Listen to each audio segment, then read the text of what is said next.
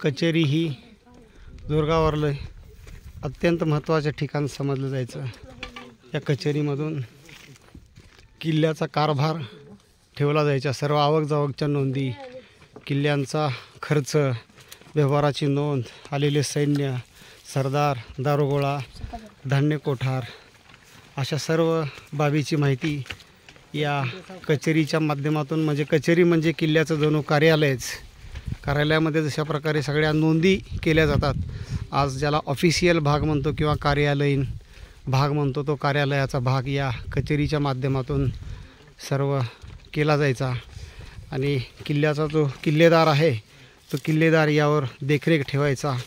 आणि भैरवनाथाचं आणि हनुमंताचं दर्शन करून आपण पुढे आल्यानंतर आपल्याला हे किल्ल्यावर गणेशाचं दर्शन करायला मिळतं।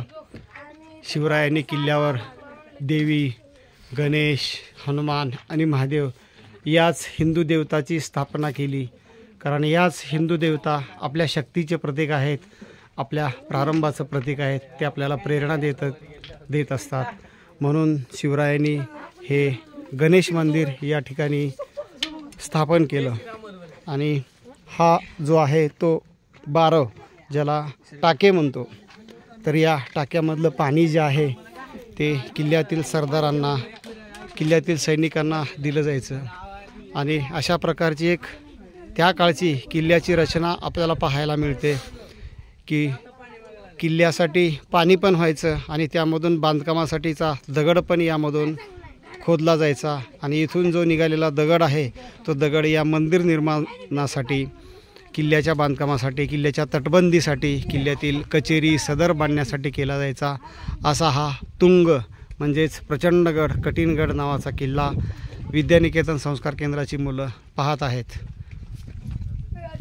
छत्रपती शिवाजी महाराज की जय, जय भवानी, हर हर गजानन महाराज की जय, जय श्रीराम, हर हर